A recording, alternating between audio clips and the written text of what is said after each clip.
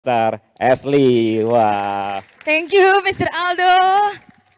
Happy Sunday, Elohimers. Ih, sepi banget ya ampun. Happy Sunday, Elohimers. Bener kan? Hari Sunday kan hari ini? Aku sampai lupa hari. Selamat hari Minggu semuanya. Ada sukacita siang hari ini. Excited banget ada di Sidoarjo setelah, jadi ini merayakan 3 tahun setelah terakhir saya ke GPDI Elohim juga. Jadi 3 tahun lalu, seminggu sebelum lockdown, saya ada di sini juga melayani. Kalau ada yang ingat, kalau ada yang masih ada di sini, ada lah ya. Ini 3 tahun kemudian saya ada di sini lagi. Wah, excited banget, excited banget. Perlu perkenalan lagi? Nggak usah lah ya, nggak usah ya. Saya dari Bandung intinya, dari ECC Church di Bandung. Nanti Pastor Aldo juga akan ke Bandung nanti 2 minggu lagi. Yeay, senang banget. Dan hari ini saya mau sharing hal yang sederhana. Tapi yang seumur hidup perlu kita praktekkan terus. Dan saya kasih judul sharing saya siang hari ini, Fruit Market. Bilang sama-sama Fruit Market. Pasar buah, pasar buah. Nah kalau beli buah nggak ke pasar, saya ke supermarket. Nah saya tuh seneng banget kalau udah giliran waktunya ke supermarket. Nggak ada yang perlu dibeli pun kalau bisa saya mampir terus ke supermarket lah. Dan setiap kali ke supermarket saya tuh bahagia kalau setiap kali sampai di lorong yang ada banyak buah-buahan yang warnanya segar, seksi, terpajang di tempat-tempat di kulkas-kulkas lorong-lorong buah itu. Dan hari ini kita lagi mau bahas nih tentang buah-buah roh. Saya tahu beberapa dari saudara pasti sedang bahas, gereja ini lagi bahas tentang berbuah.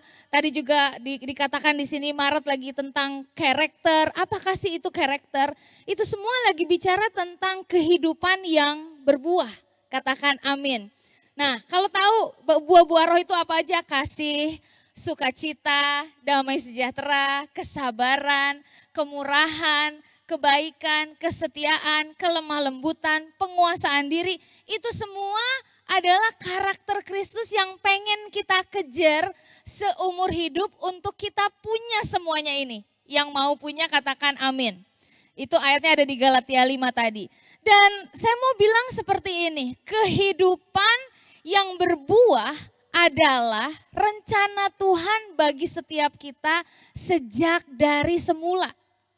So kehidupan yang berbuah adalah rencana Tuhan bagi setiap kita sejak semula.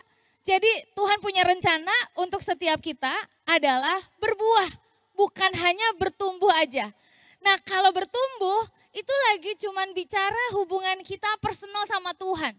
Tapi berbuah itu lagi bicara soal hidup yang bisa dinikmati banyak orang. Kalau kita makan buah itu dinikmati sama kita kan. Buah apel itu nggak dinikmati oleh pohon apelnya. Nggak ada pohon apel yang makan buah apelnya, nggak ada. Pernah lihat buah durian terus lagi dimakan sama pohon durian? Nggak ada. Even di kartun aja nggak ada. Nggak ada karena emang it doesn't work that way. Buah dari hidup kita itu seharusnya dinikmati oleh orang banyak. Nah hari ini coba kita renungkan siang hari ini. Kira-kira hidup kita ini udah dinikmati banyak orang belum ya? Kira-kira, gak usah banyak orang lah. Kira-kira hidup kita hari ini udah dinikmati belum sama adik kakak kita di rumah? Dinikmati enggak sama orang tua kita di rumah? Atau kalau di sekolah, hidup kita dinikmati enggak oleh teman-teman kita di sekolah yang udah nikah? Dinikmati enggak hidup kita ini oleh pasangan kita? Karena kehidupan yang berbuah, sekali lagi itu lagi bicara kehidupan yang bisa dinikmati oleh orang selain kita. Jadi kalau hari ini kita masih goals of life-nya menikmati hidup ini, wah itu goals yang salah banget. Karena goals kehidupan kita yang dari Tuhan adalah dinikmati oleh orang banyak. Dan itulah intinya khotbah saya siang hari ini. Supaya hidup kita bisa dinikmati oleh banyak orang. Yang mau katakan amin. Nah kita lihat satu ayat. Yohanes 15 ayat 16 berkata seperti ini. Bukan kamu yang memilih aku, tapi akulah yang memilih kamu. Dan aku telah menetapkan kamu supaya kamu pergi dan menghasilkan buah dan buahmu itu tetap. Aduh sekali lagi ya. Bukan kamu yang memilih aku. Kalau hari ini kita ada di sini, bukan kita nih yang milih Tuhan. Tapi katanya Tuhan yang memilih kita. Dan Tuhan telah menetapkan kita, saya dan saudara, supaya kita pergi dan menghasilkan buah. Dan bukan cuma menghasilkan buah. Tuhan mau buah kita tetap. Tetap itu artinya sampai nanti beruban, tetap hidupnya bisa dinikmati oleh orang banyak. Yang setuju katakan amin dulu. Nah ini ketetapan yang Tuhan udah kasih buat kita. Rencana, kehendak, dan apa yang Tuhan mau buat hidup kita. Supaya hidup kita berbuah dan buahnya tetap. Hari-hari ini saya lihat ada banyak orang-orang dulunya berbuah, tapi kemudian lewatin musim hidup, ini itu A, B, C, kok nggak berbuah lagi ya? Kok kemana ya? Kok orang ini hilang ya? Dan saya rindu, saya berdoa banget Elohimers nggak seperti itu. Kalian adalah orang-orang yang berbuah dan buahnya tetap. Katakan amin.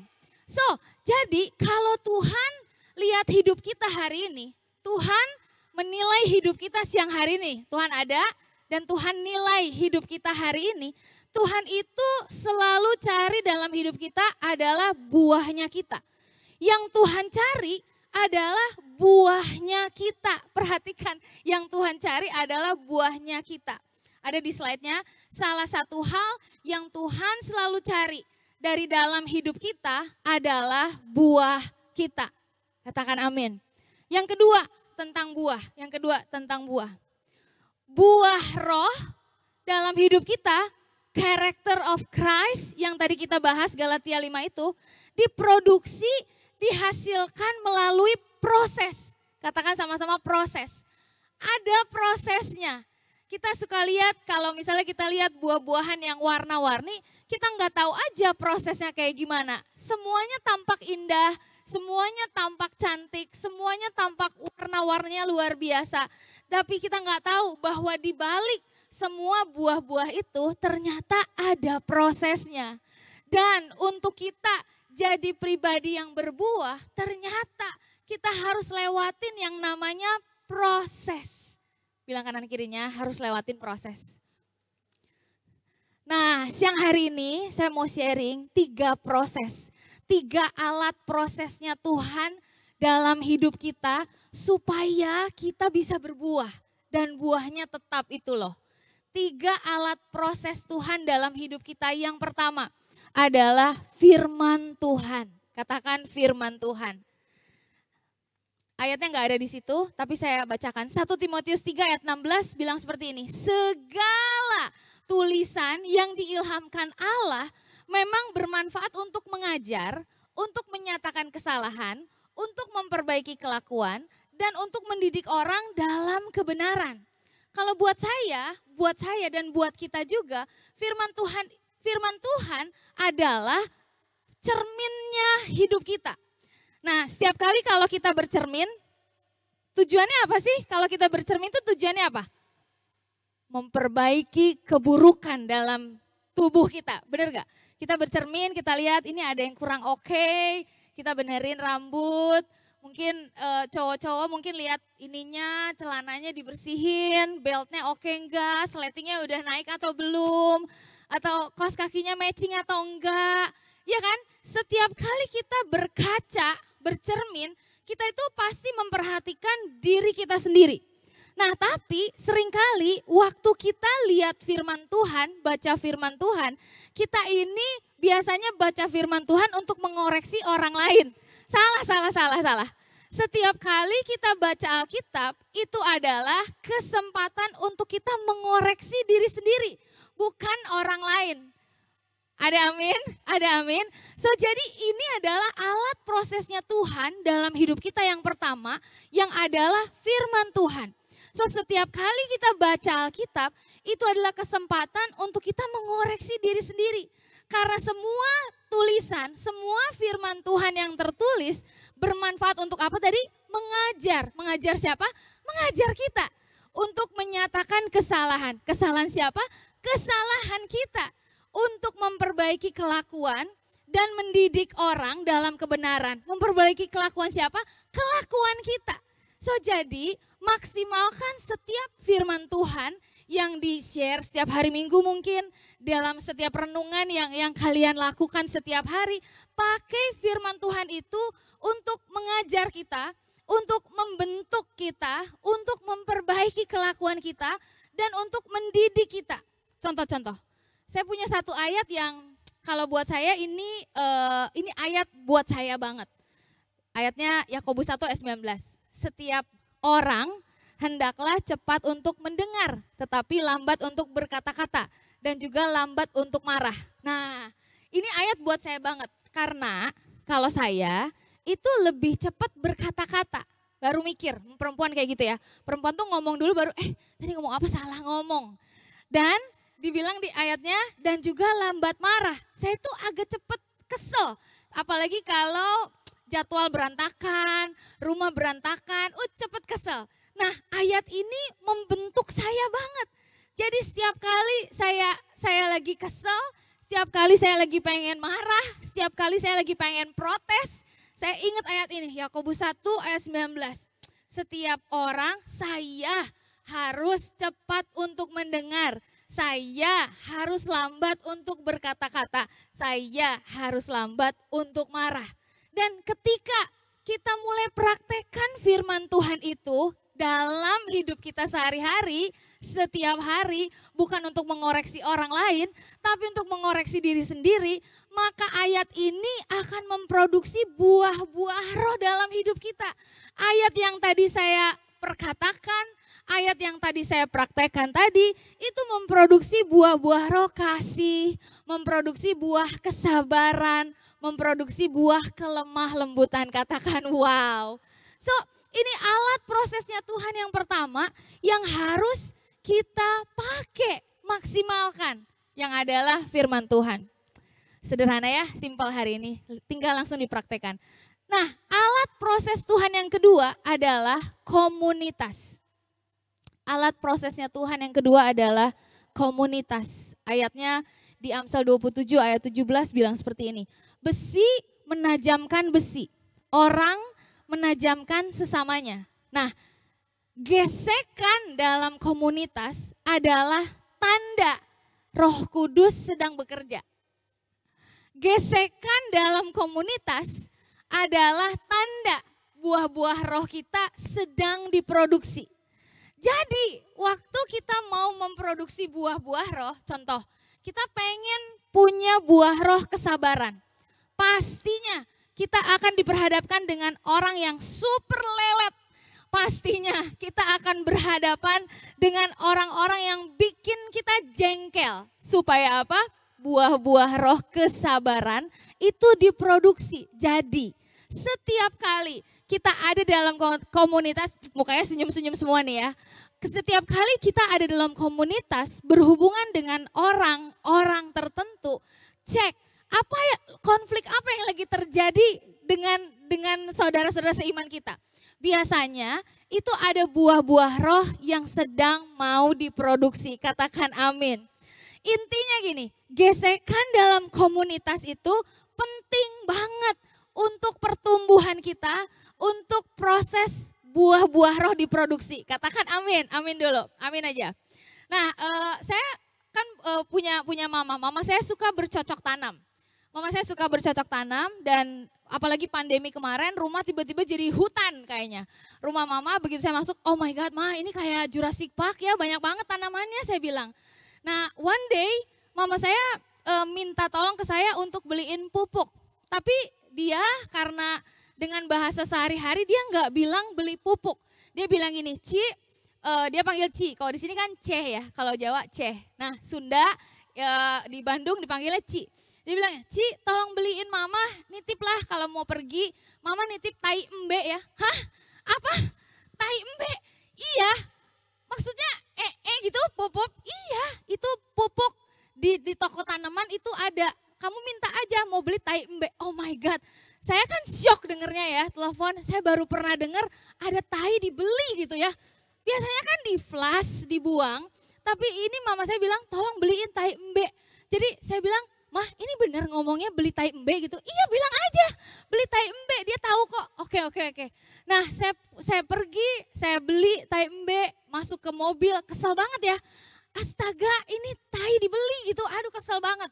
Dan akhirnya saya sampai ke rumah mama, Mam ini coba gimana pakainya sih, ini kalau bahasa Sunda gelah banget, jijik banget gitu kan. Ih ya ampun ngapain sih, ini tuh pupuk paling bagus Ci.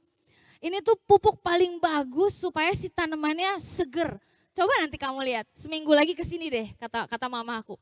Akhirnya mama langsung pakai sarung tangan, buka-buka pupuknya, diambil si tai embe-nya itu, dimasukin ke tanaman-tanaman di pot-pot dan ada yang di tanah juga.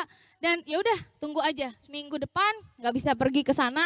Akhirnya 2 minggu lagi saya datang, terus saya lihat, iya ya, bagus ya, si daunnya itu hijau banget. Pokoknya ya ampun bagus banget. Ya itu gara-gara tai embe kata mama saya. Hari itu saya lihat, bener juga ya. Sometimes dalam hidup karena kita ini pohon kan. Kita kan berbuah. Buah itu dihasilkan dari apa? Pohon kan. Nah kita ini pohon kan. Hati kita ini tanahnya kita. Dan sometimes kita ketemu dengan orang-orang yang mungkin seperti tai embe.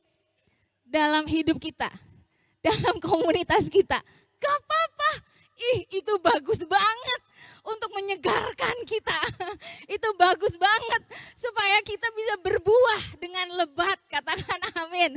Jadi hari ini kita tahu ya, kalau kita ketemu dengan orang yang nyebelin banget, atau mungkin kitanya lagi nyebelin banget, bilang aja, maaf ya saya lagi jadi tai embe buat hidup kamu. Supaya kamu subur tumbuhnya, supaya buahnya bagus, supaya buahnya seksi. Nah gesekan dalam komunitas itu menunjukkan, membuktikan bahwa Roh Kudus lagi bekerja. Jadi jangan hindari tai embe itu. Jangan hindari orang-orang yang nyebelin, justru hadapi dengan kasih, hadapi dengan dengan kesabaran karena buah-buah roh kita sedang diproduksi. Katakan amin. Orang dalam komunitas sometimes berfungsi sebagai pupuk untuk pertumbuhan kita. Katakan amin.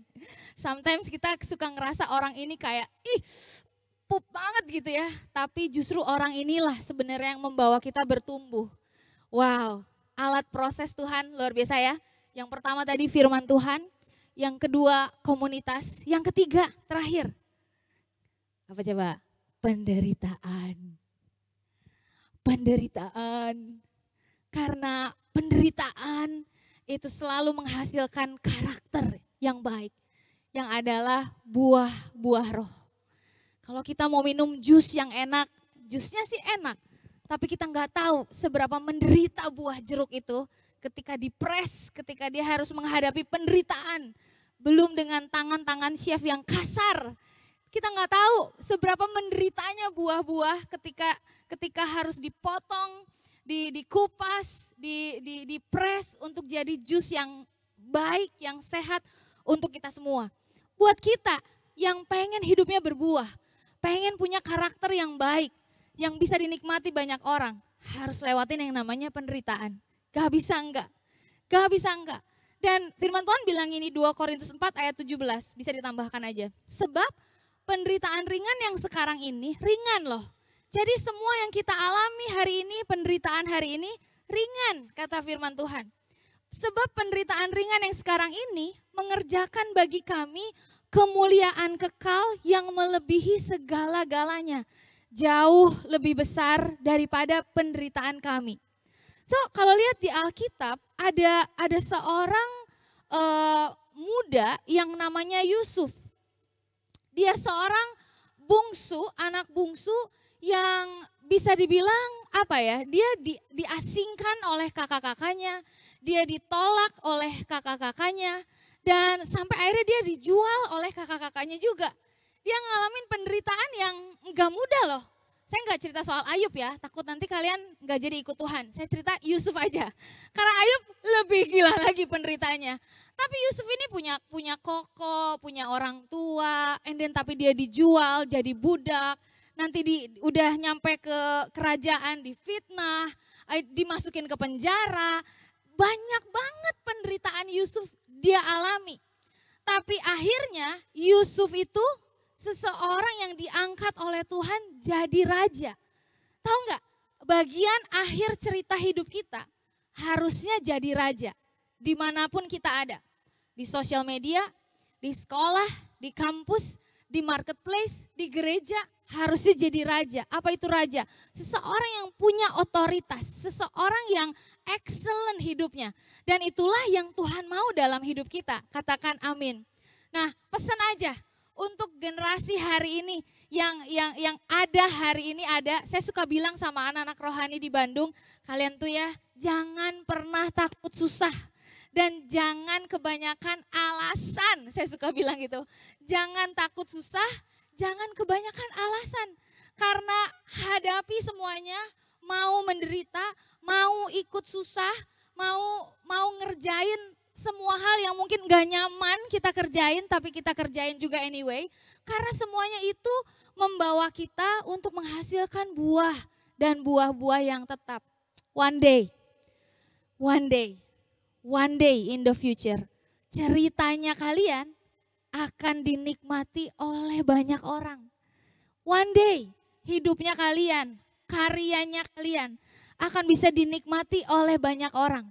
Dan ketika karya saudara dinikmati banyak orang, cerita saudara yang hari ini mungkin ceritanya enggak baik, tapi dibawa di tangan Tuhan jadi cerita yang baik, dinikmati banyak orang, kita akan lihat ke belakang dan it is all worth it ya.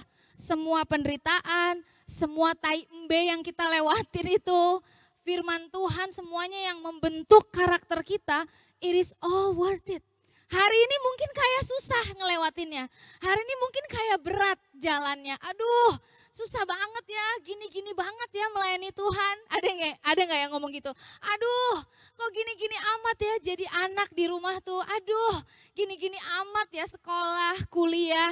Gini-gini amat kerja, punya bos nggak oke, punya bos nyebelin banget segala macam. Tapi ketika kita menghadapi semuanya, jalanin semuanya, di depan sana kita akan lihat ke belakang dan kita akan hanya bersyukur. Aduh, bersyukur Tuhan baik. Aduh, bersyukur saya bisa lewatin semuanya bersama dengan Tuhan. Nah, cerita terakhir. Saya kan suka doodle, saya suka gambar-gambar, bikin renungan harian di Instagram. Jadi itu dimulai sejak pandemi. 3 tahun lalu berarti. Nah sejak pandemi saya tuh punya kerinduan pingin connect sama orang. Duh gimana caranya ya supaya bisa connect sama orang. Oh ya udah saya coba deh posting doodle renungan harian saya. Dan akhirnya ya udah saya posting. Tapi sebelumnya kenapa saya bisa gambar-gambar doodle kayak yang tadi saudara lihat di depan. Itu tuh awalnya saya ada di gereja. Dan saya duduk di depan, saya ngantuk banget. Saya super ngantuk, tapi kan saya pastor ya, masa ngantuk kan. Jadi kan saya takut dimarahin, nanti saya kalau aduh ngapain pastor kok ngantuk. Jadi hari itu saya buka handphone saya, waktu itu masih pakai Android, and then yang ada stylusnya. Hari itu saya buka handphone, saya coba oret-oret aja, yang khotbah apa, ngomong apa saya tulis. Akhirnya saya jadi nggak ngantuk, saya jadi excited banget. Dan akhirnya saya sharing lah sermon notes-nya yang khotbah hari itu berminggu-minggu. Sampai akhirnya pandemi, saya coba untuk bikin renungan harian. Karena anyway setiap hari saat teduh juga. Setiap hari saat teduh bikin renungan dan saya posting di Instagram. Tiba-tiba kok semua orang kayak senang ya? Kok kayak semua orang diberkati? Tiba-tiba banyak DM masuk dan curhat dan segala macam. One day itu saya kerjain terus. Setiap hari saya kerjain. Lewatin, aduh malam-malam ngantuk tapi saya kerjain. One day di tahun kemarin itu kalau nggak salah bulan Juni. Saya lagi tidur malam-malam, tiba-tiba jam 2, jam 3 kebangun. karena handphone saya geter terus. Saya pikir, aduh gila gue salah pasang alarm nih, ngapain pasang alarm jam 3 ya. Jadi saya bangun, saya matiin alarm. Tapi kok bukan alarm yang bunyi ya? Saya bilang, kenapa ini notifikasi apa yang bunyi ya? Saya cek, saya buka-buka, ternyata notifikasi Instagram saya udah ratusan ribu subuh itu. Saya nggak ngerti gimana caranya, saya sampai lihat ini saya posting apa ya? Sampai ada ratusan ribu yang likes di jam yang sama, jam 2 sampai setengah 3 pagi itu. Akhirnya mulai dari tahun lalu saya matiin notifikasi Instagram dan sejak itu masih ada begitu banyak orang-orang yang DM, curhat, konseling, bahkan ada beberapa yang ketemu juga ketika saya pergi keluar kota untuk konseling, saya jangkau, ada yang saya lahir baruin juga.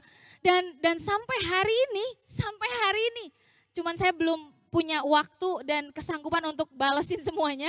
Sampai hari ini masih terus ada yang DM untuk curhat, konseling, dan segala macamnya. Tahu nggak kenapa? Hidup saya dinikmati oleh banyak orang. Karya saya dinikmati oleh banyak orang. Hari ini banyak yang likes Instagram saya, tapi jangan salah, banyak juga yang mencaci maki Instagram saya. Banyak juga yang marah-marah, cuman saya anggap itu tai embe untuk membuat saya bertumbuh terus lagi. Untuk membuat saya terus grow, terus menjadi berkat buat banyak orang. Semua cerita yang saya sharing di Instagram saya, itu cerita-cerita yang dulunya kayaknya enggak oke banget. Tapi begitu saya ceritakan, cerita saya bisa dinikmati oleh banyak orang. Itulah namanya berbuah. So jadi hari ini kalau kalian lagi berdoa pengen berbuah, dan saya percaya ini karena ini kehendak Tuhan untuk kita semua berbuah, pakai 3 alat prosesnya Tuhan. Harus mau diproses. Alat proses Tuhan yang pertama tadi firman Tuhan. Alat proses yang kedua komunitas, ingat tai embe.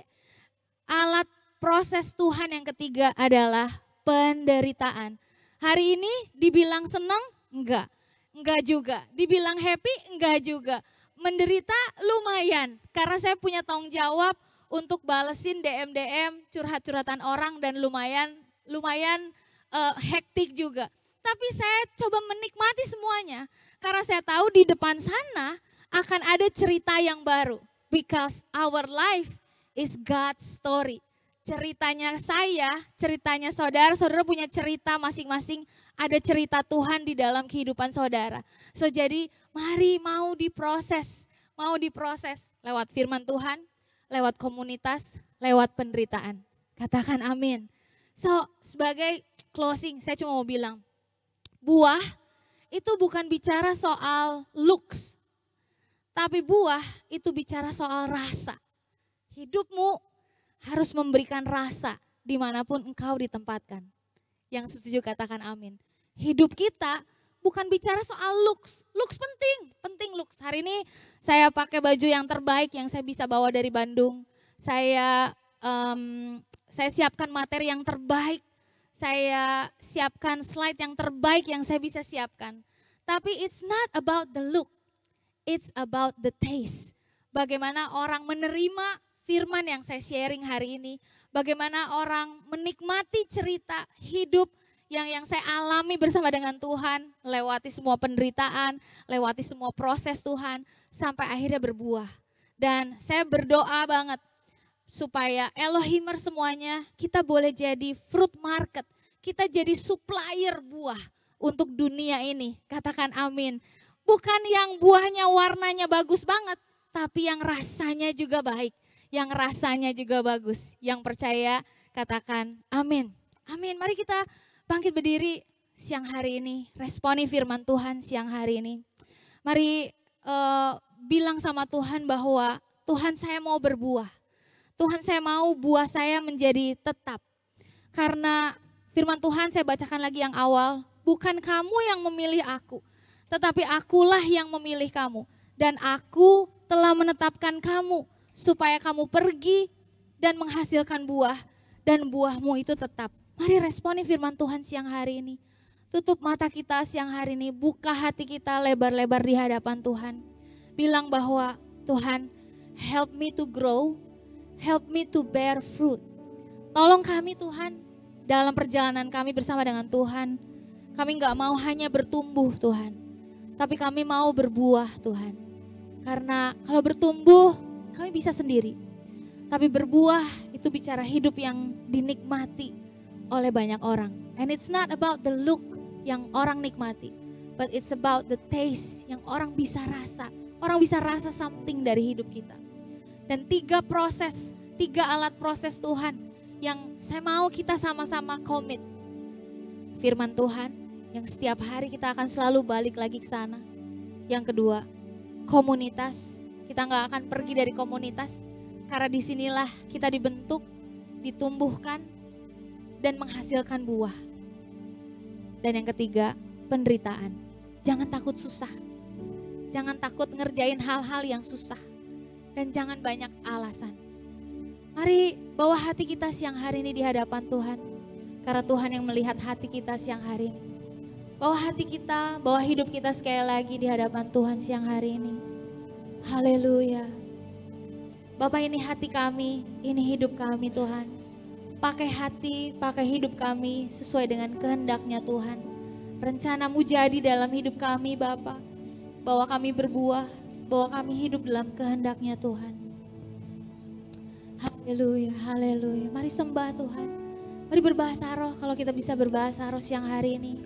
Syukuria bahaya nama haralabaka. Sikara bahaya ralabata kaya rabaharabas. Mari angkat tangan kita siang hari ini di hadapan Tuhan. Syukuria bahaya rabaharabaka. Mari renungkan hidup kita sebentar. Apakah hidup kita sudah dinikmati oleh banyak orang hari ini?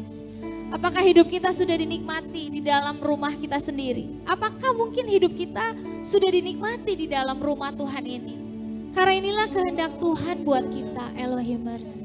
Supaya hidupmu, ceritamu bisa dinikmati oleh banyak orang. Haleluya. Haleluya, haleluya.